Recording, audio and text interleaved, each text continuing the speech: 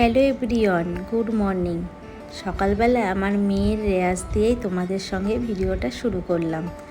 আশা করি তোমাদের ভিডিওটা ভালো লাগবে। আর আমার মেয়ের গানের রেয়াজটা কেমন লাগলো তোমাদের অবশ্যই জানিও। আর তোমরা প্লিজ আমার মেয়েকে অনেক আশীর্বাদ করো, ও যেন নিজের পায়ে দাঁড়াতে পারে। তো সকালবেলা দেখো মেয়ে এদিকে ওটা গানের রেয়াজ করছে, আর আমি আর মা সকালবেলায় চলে এসেছি ছাদে। এই ভিডিওটা কিন্তু জন্মাষ্টমীর আগের ভিডিও। তো মা যখন ছিল তখন, কিন্তু এই কদিন না এত ব্যস্ততার কারণে আর ভিডিওগুলো তোমাদের সঙ্গে শেয়ার করতে পারিনি।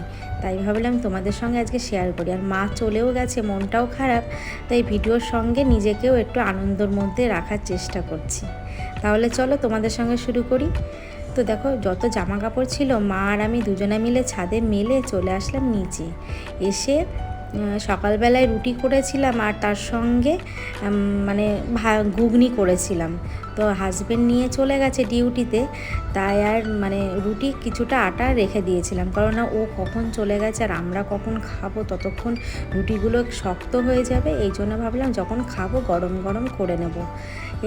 তার তরকারিটা তো হয়ে গেছে ঘুগনি, আর এদিকে মা বলছে দে আমি বেলে দিই, আর মা বেলে দিচ্ছে আমি সেঁকে নিচ্ছি। আর এদিকে দেখো একদম সিম্পলভাবে পাতলা ঝোল, মানে সিম্পলভাবে যেটা সেইভাবে আমি ঘুগনিটা করে নিলাম। তো মেয়ে ওইদিকে পাশে ঘরে রেয়াজ করছে, আর আমি এইদিকে আমি আর মা দুজনে মিলে রান্না করছি আর গল্প করছি। আর আমাদের হাউস ওয়াইফ মানে কি জানো তো, সকাল থেকে রাত পর্যন্ত শুধু কাজ আর কাজই করে যাও। কাজ না করলে পরে কারোর কাছেই তুমি প্রিয় হয়ে উঠতে পারবে না। আর তুমি কাজ করো সারাদিন শুধু, তাহলে সবার কাছে তুমি প্রিয় হয়ে উঠবে, তাই না? তো সকালে টিফিন করেই না দুপুরে রান্নাটা করব। কারণ না মা আছে, অন্যদিন তো মেয়ে স্কুলে যায়, হাজব্যান্ড ডিউটি চলে যায়, আমাকে সকাল সকাল রান্না করতে হয়। তাই মা আছে বলে ওই জন্য তাড়াহুড়ো নেই, একসাথেই করব। তো এইদিকে দেখো আমার শাশুড়ি মাও এসছে, আর আমার মা দুজনদের খেতে দিয়েছি, এবার আমিও খেয়ে নেব। তো দুজনে মিলে গল্প করছে আর টিফিন খাচ্ছে। তো খাওয়া দাওয়ার পর না সমস্ত বাসন মেজে চলে আসলাম। এই যে মা বাড়ির থেকে নিয়ে এসছে ওল, মানে ওলের ডাঁটা। তোমরা তো অনেকেই খেয়েছো। তো আমি ওলের ডাঁটা বাড়িতে গিয়ে খেয়েছিলাম, মা করেছিল, এত ভালো লেগেছিল কি বলবো। এই জন্য মা নিয়ে এসে একদম গাছের, জানো তো কি সুন্দর একদম কচি। তো সেটাই চিংড়ি মাছ দিয়ে করবো। তো এদিকে বাসনগুলোও দেখো মাজা হয়ে গেছে। আর আমি আর মা যে রুটি করেছিলাম সকালে, আর প্রচণ্ড আটার গুঁড়োগুলো না পড়ে, আর ওভেনটা না বিচ্ছিরি হয়ে যায়। তো সেটাই ভালো করে ক্লিন করে নিয়ে রান্নাটা বসিয়ে দেবো। তো চিংড়ি মাছ যেগুলো আনা ছিল, আগের দিন করা ছিল, কিছুটা করেছিলাম আর রাখা ছিল। তো সেইগুলো ফ্রিজ থেকে বার করে নিয়েছি, নিয়ে আমি মানে বরফ জমে আছে, এই জন্য আগের থেকে বার না করলে হয় না। তো বার করে রেখেছি, বরফটা জমা মানে কেটে গেলে আমি এদিকে মাছটা বসিয়ে দিতে পারবো। এদিকে দেখো আমি ভাতটাও বসিয়ে দিয়েছি, ভাতের উপরে বাটিতে জলটাও গরম করতে দিয়ে দিলাম, কারণ যদি কোনো তরকারিতে লাগে। আর আমার জানো তো ইন্ডাকশানটা খারাপ হয়ে গেছে, এতটাই অসুবিধা হয় এখন। মানে ভাতটা তো আমি ইন্ডাকশানেই করতাম, মেয়ের দুবেলার খাবার, তারপরে আমাদের চা, সমস্ত কিছু করতাম জল গরম, সেইগুলো তো আর হচ্ছে না। আর আমি এইভাবে করে কিন্তু গ্যাসটা একটু বাঁচাতাম, কারণ না গ্যাসটা আমার বাঁচাই বলে 2 মাস চলে যায়, আরামসে চলে যায়। তো কি করব, ইন্ডাকশানটা খারাপ হয়ে গেছে, 2-3 বার সারাই করতে দিয়েও আর ঠিক হয়নি। পয়সা কিন্তু জলের মতো খরচা হয়ে গেছে। তাই আর হাজব্যান্ড বলেছে আর ঠিক করে লাভ নেই, তো একবারে কিনেই নেব। তো দেখি কবে কিনি, ইচ্ছা আছে কিনে নেওয়ার। আর আমার কিন্তু ইন্ডাকশানটা বিয়ের সময় মানে 10 বছর ব্যবহার করছি, মানে প্রেস্টিজের বলে এতদিন ভালো আছে, তারপরে যে কি করে খারাপ হয়ে গেল বুঝতেই পারলাম না। তো এই জন্য এখন গ্যাসে সমস্ত কিছু মেনটেন করতে হয়। গরম জলটা দেখো আমি দিয়ে দিলাম, এদিকে কিন্তু ভাতের জলটা যে উপরে বসিয়েছিলাম গরম হয়ে গেছে, আর ভাতটা কিন্তু হয়ে গেছে। তো মা এই ওলের ডাঁটাগুলো ধুয়ে দিয়েছে, আর আমি একটু ভাপিয়ে নিলাম। মা বললো ভাপাতে হবে না, কারণ ভাপিয়ে নিই যদি গলা ধরে, কিন্তু গলা একদমই ধরেনি, জানো তো কি সুন্দর খেতে হয়েছিল।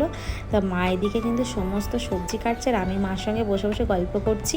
করতে করতে আমার মাছের কালিয়াটাও কিন্তু হয়ে গেল। দেখো কাতলা মাছের কালিয়া করেছি। তো আলু ছাড়াই করলাম, সবসময় না আলু দিয়ে ভালো লাগে না, মাঝে মধ্যে একটু স্পাইসি খাবারও ভালো লাগে। সবসময় কিন্তু সাদামাটা রান্না করারই চেষ্টা করি।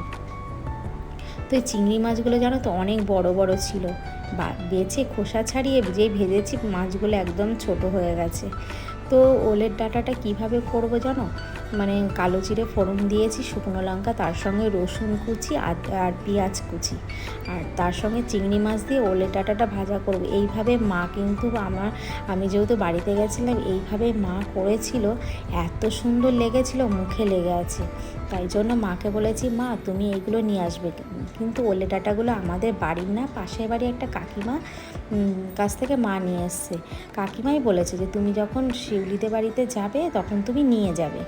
তো মা নিয়ে এসে, সত্যি কথা বলতে বন্ধুরা, এই খেয়ে এত ভালো লেগেছে। আমার শাশুড়ি মাকে দিয়েছে, আমার হাজব্যান্ড, মানে কেউ খেয়ে বলছে না যে এটা ওলের ডাঁটা, ভাবছি কি অন্য কিছু, মানে এত টেস্ট। আমি তো গরম ভাতে বন্ধুরা এই দিয়েই ভাত খেয়েছি, জানো তো, এত ভালো লেগেছে। তো তোমাদের সঙ্গে কথা বলতে বলতে দেখো আমার সমস্ত রান্না হয়ে গেছে, বাসন মাজা হয়ে গেছে। এবার আমি বাসনগুলো ধুয়ে নিচ্ছি। তখন যে এত বাসন মেজেছিলাম, তা রান্নার পরে এখন দেখো কম বাসন হয়েছে, 2টো কড়াই হয়েছে, তার সঙ্গে 2টো গাবলা হয়েছে, এই হয়েছে। তো এইদিকে কিন্তু মা কিন্তু মেয়েকে স্নান করিয়ে দিচ্ছে। মা আসলে কিন্তু আমার একদম ছুটি মেয়ের দিক থেকে। মেয়েকে স্নান করানো, মেয়েকে খাওয়ানো, সমস্ত কিছুই মা করে। আর আমার মেয়ে কিন্তু মা ছাড়া, মানে দিদুন ছাড়া চলে না। তো আসলে তো আমার কথা বলবে না, যা কিছু হবে দিদুন করে দেবে। তো তারপরে ভাবলাম রাতের এই ডালটা আছে, রাতে ডাল করেছিলাম, সেই ডালটা বার করে গরম করলাম, আর তার সঙ্গে ভাবলাম কি একটু পাঁপড়গুলো ভেজে নিই। তো এই পাঁপড়গুলো হাজব্যান্ড নিয়ে এসছে, কেমন যেন সেই কড়াইতে দিলে না, কেমন পাঁপড়গুলো না, মানে সেই 3 কোনা নিমকির মতো হয়ে যায়, এত অসুবিধা হয়।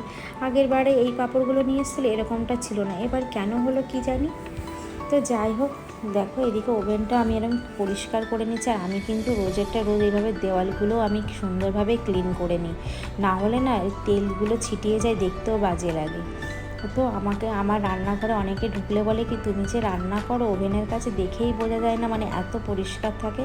আর সত্যি কথা বলতে না, আমি একটু বেশি খুঁতখুঁতে, জানো তো, যতক্ষণ না রান্নাঘরটা পরিষ্কার না করি আমার একদমই ভালো লাগে না।